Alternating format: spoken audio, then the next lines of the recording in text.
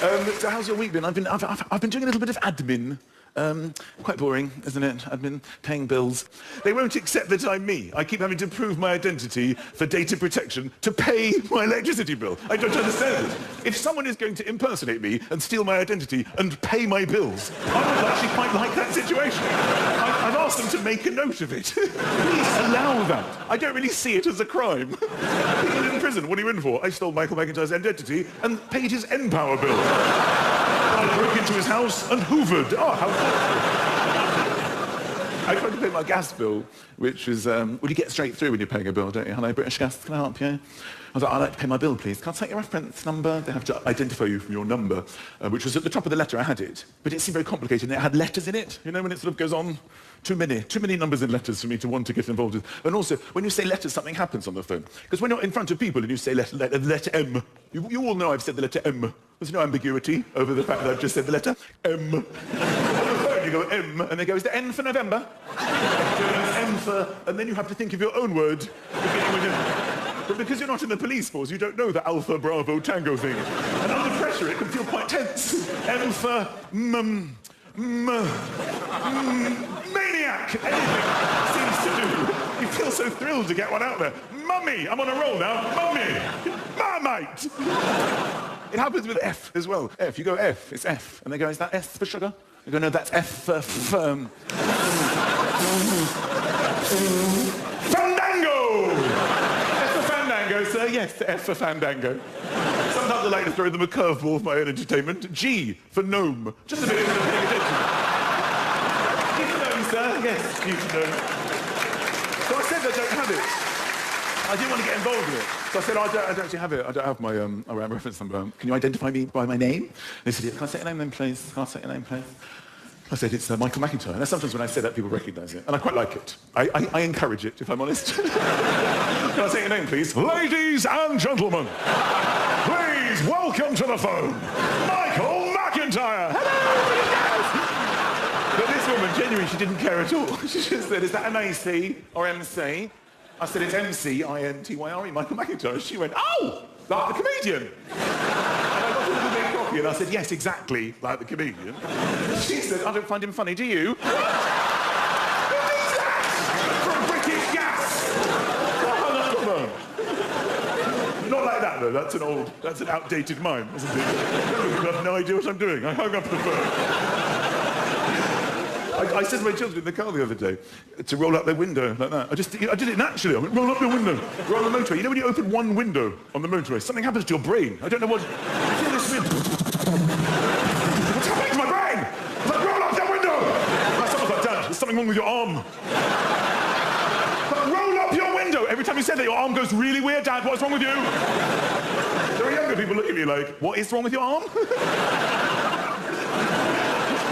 Or it got a bit stiff sometimes, didn't it?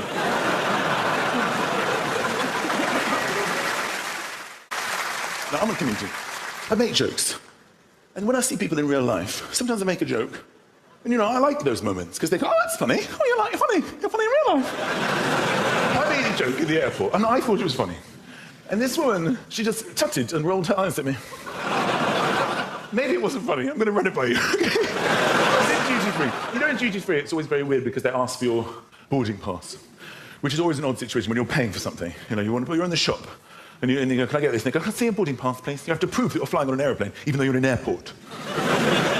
You have to go, yes, I'm flying on an aeroplane. It's a very... I don't know what they're suggesting. That, you know, what's the accusation here? That I've driven to Gatwick Terminal North. I've parked in the long-stay car park. I've taken a shuttle bus to the terminal. Then I've breached the most stringent security measures there's ever been without a ticket to fly, just so I can visit this pret-a-manger. Is that really what you think I've done? Do you have any idea how many pret-a-mangers I drove past to get to this one? No, not that one. I like the one at Gatwick. So anyway, I'm in this shop, and I thought I'd buy my son a little present, the token of being away, you know, gesture. So I'm in duty-free, and I got in this little plane, just a little toy plane, you know, little cheap rubbish, but, you know. I put it on the counter, and the woman said, can I see a boarding pass? And I said, I'm not getting on it. That's hilarious. But it's not a tut and an eye roll, is it? Yeah, well, you're my people.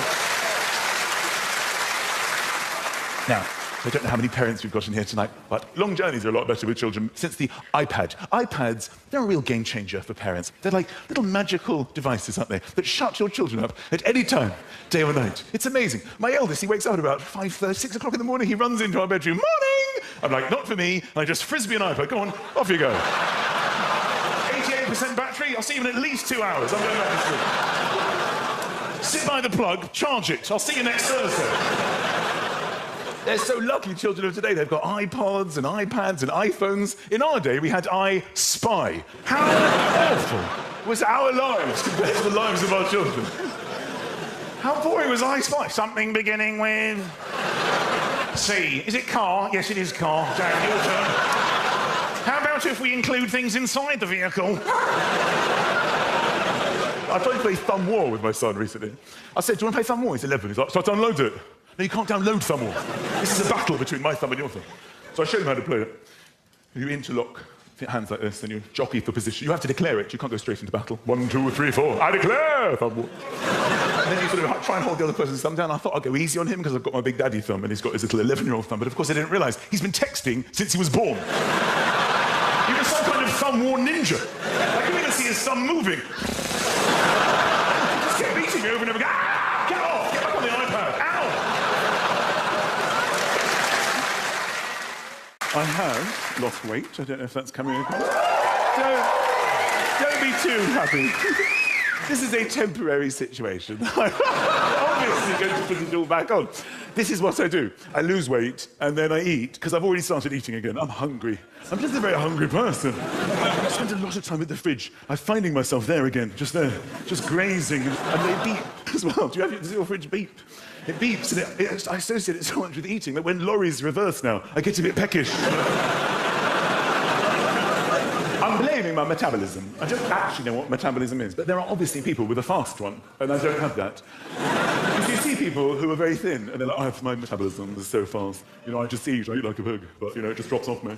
I don't know what a metabolism is. I think it's like the things inside you, and then food comes in, and people with a fast metabolism are like, okay, everybody, separate equally. All right, you go over there, a little bit of you go down the leg, there. The rest of you, the bulk of you, straight through. Just keep going, keep moving, don't stop. Just keep moving. Don't look behind you. We're keeping busy here, guys. We're in a rush. Okay, you go over there, just shape around the arm, Looking good. The rest of you through, okay. That's not me. My metabolism is more like, okay, everybody, come here. Just relax, okay? Just everybody relax, because we're going to be here a very long time. Okay, let's all slowly make our way to his bum, and we'll wait there. Maybe somebody there knows what to do.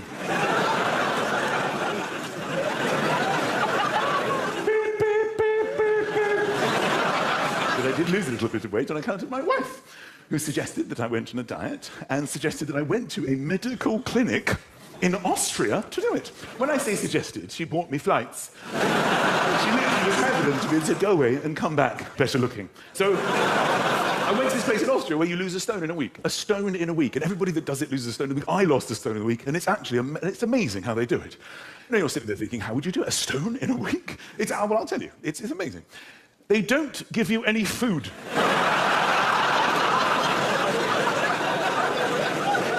I've never been more hungry in my entire life. I was trapped in this clinic in the middle of the Austrian Alps, paying an awful lot of money, drinking this thing in the morning called Epsom salts, which just make you go to the loo. You just eat, drink it, and an hour later, your whole system is flushed out of the loo. So I'm on the loo all week with no food, miserable, and it cost me thousands and thousands of pounds. I could have gone to Benidorm and eaten a dodgy prawn and had the same holiday for like 200 quid. But no, I'm in Austria. I'm in Austria with all these middle-class, slightly fat people like me. Going, good morning. We can barely walk for hunger. Hello. And tummies. You know when you're a little bit hungry, or, you know, and the other day sometimes you're lying in bed with your partner and your tummies start getting chatty, you know, wow. You know, bit of digestion. And you comment on it, oh, your tummy's very chatty, darling. And sometimes yours responds, mine's gone too now. In Austria, I cannot tell you what it was like. Just people wandering around.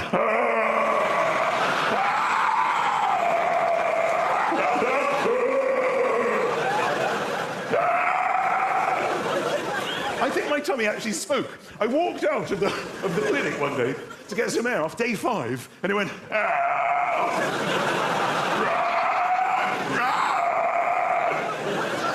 I think I tried to phone for a taxi in the night while I was asleep. I woke up in the middle of the night with the phone off the hook and my tummy just going, I'm going to say this. I don't think healthy people look good, all right? Have you seen the people who work in health food shops? They're very healthy. They look terrible. It's not like you go in there and they look all athletic and wonderful, jogging on the spot because they've got so much energy. They're skipping. Hi, how can I help you? The lentils? Oh, they're just down here. That's not what they're like at all. They're all skeletal. Let me show you to the lentils. I don't need vitamins. I have supplements, massive things. I've got through them. Everywhere I go, I try to speak in the accent. Do you know what I mean? Irish. I'm not very good at this accent. But the Irish accent, it seems quite jolly, doesn't it? Hello, how are you? It's jolly. As long as you're smiling, you can do a pretty good Irish accent. But Northern Irish, these are right next door to them. Suddenly, everything in the whole world seems incredibly depressing to me right now. Face to complete the opposite to that. I'm over here, but I'm right next door to you, and I decided that they're not. I don't understand how these accents can evolve like that. Some evolution of accents I understand. Like when you go west in England, when you head west, you'll hit like Bristol, and they've got this like West Country like that. They'll start talking like that. We're in Bristol now. We're a little bit busy, so we speak basically with this accent, but it's quite fast because we're like a city. We've got like things to do. We're like got businesses and that, right? We've got like a city centre. Then you go to Devon, you keep going west, you go to Devon, and it's the same accent, but it's a bit slower now, all right? We don't have quite as much going on here as they do in the city of Bristol. We're in Devon now, so we're just going to speak in the same accent, but we'll just take our time with it, because we've got more time, right? By the time you get to Cornwall, it's just... You get a sense of the evolution. The funniest accent for me is South African, right? The South African accent is quite a fun one to do, yeah? If you've got some time on your hands, you can do the South African accent on your own, yeah? As long as you make sure that every syllable that you say has nothing to do with the syllable that comes directly before the one you've just said. You're pretty much doing a South African accent, I think. Australia's quite fun, okay? There's a lot of Australians living over here in London. They're pretty, you know, they talk quite fast as well. They're pretty hyper, yeah? Because they've come a long way, you know? They're going to make the most of it. It's like, you know, it took me a day. I lost a day of my life to be here, so I'm going to make up for it now, okay? They find out where the decibel level is in the room, and we're going to go slightly above that, okay? That's how we're going to play it over here in London. So when I went to Australia touring, I thought it was going to be full of people doing this. Hello, welcome to Australia! It's not like that at all. The people who haven't left Australia are the most relaxed people I think I've ever come across. They literally have all the time in the world to finish sentences. I mean, with 13 hours ahead, you're never going to catch up anyway. You can't go all the way over to Australia. When you go to Australia, you have to stop off. The plane can't even go that far. That's how far away it is. So when I was touring, they said to me, where do you want to go on the way for a stop-off? And they gave me these options, and I went to Singapore. I've never been to Singapore. And I went to Singapore, and they said, best to stay there for a few days and acclimatise because the time difference is... And, of course, that's when the bees and the wasps start to chip into your day because they live outside, OK? So they'll start to come into your life. And you'll deal with the situation, I believe, as a British person, in one of 3 ways.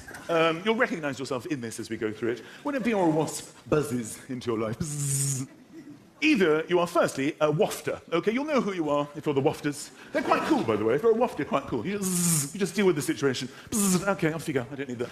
Bzzz, sure. Sometimes you don't even break stride in your conversations. So the other day you've just dealt with the situation. You're moving the air.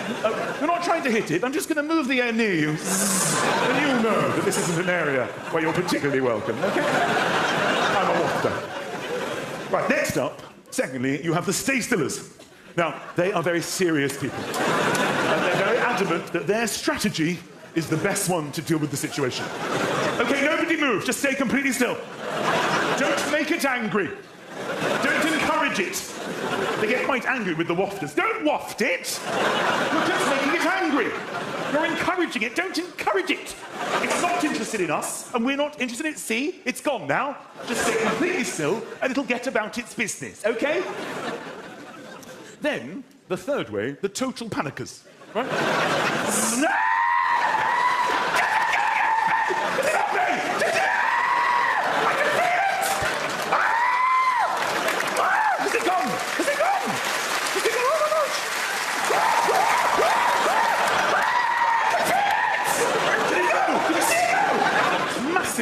Oh, I can still feel, I can see it. Did you see it? It was massive. Oh my God. Oh, was it a hornet? Was it a hornet? You know, if it gets you on the throat, you can die. You can die. Right? That's the third way.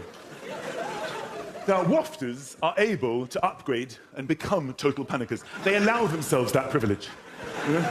If they're wafting, is ineffective, and the wasp keeps coming back, then you can see them start to panic.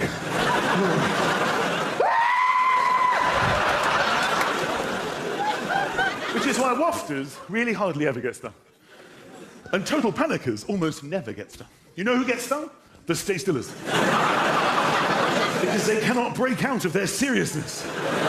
They are such firm believers that they have the right strategy. And this is why I thought of this. I've got a friend, he's a stay-stiller, and a wasp not only buzzed around him, but landed on his face. And he just went, the best thing to do is stay completely still. I'm not so sure about that, it's on your face. I don't want to encourage it. But you're just encouraging it to crawl into your eye. It's walking towards your eye. He's like, no, the best thing to... It's not interested in me. It seems pretty interested in you. Why don't you waft it? The worst thing I could do is waft it. Just stay completely still, then another one landed on the other side of his face. I'm like, dude, you now have 2 wasps on your face. And then it stung him. I've got to say, it was one of the funniest things I've ever seen. Because he couldn't just scream. He had to make out that he was still in the right. And he just went... It has now stung me. It stung my face. It stung me on the face. But I think the best thing to do is to not encourage it to sting me again. If a total panicker gets stung, you know about it. It's like,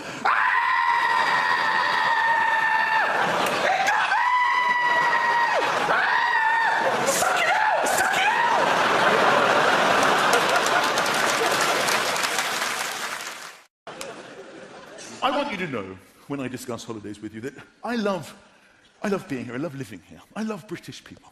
I am a British person. I would live nowhere else. I live amongst you. I love you. I'm looking at your little British faces, and I want you to know that I love you. But when I'm on holiday, I really hate you. I don't know what it is. British people, they just make me cringe on holiday. We're so whiny, aren't we? Zive. You see my other flip-flop, Zive? I'm just dying inside. With your flip-flop, you had it last. I mean, where'd you see your last flip-flop? You know that foreigners are having exactly the same conversations. It just sounds so much better coming from them. Davido, come lavare la flip-flop? E la flip-flop, Maria, con la tuffo flip-flop. I don't know, there's something about foreigners. They just look so much better as well. You know, they're oiled up. They always have perfect tans and slick black hair.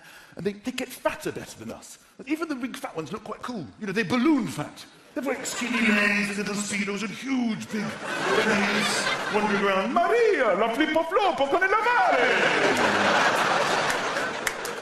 British people, we sunbathe like we've been shot. We're just normal.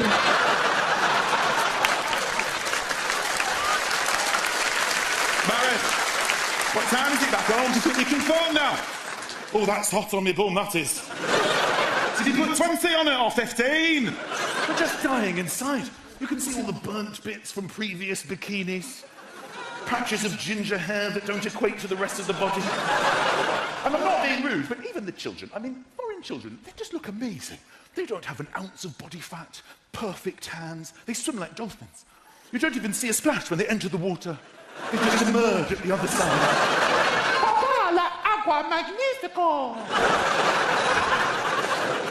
British kid, we've got cream lava all over our faces, in our eyes. You can see the fingerprints of our parents going in circular motions. We wear these sort of flotation suits now, the kids. These sort of big bars that go all the way around. And goggles as well. You normally see this. A parent struggling to get the goggles the right size, because once it's there, you can't actually reverse it. So dads tend to struggle for about 20 minutes. Then they give up. Then they strap it. It's hard to get on their kids' faces. They can't even open one eye. And they're just staggering in the flotation suit. Cream dripping in the top of it, forming some kind of milky solution in their eye.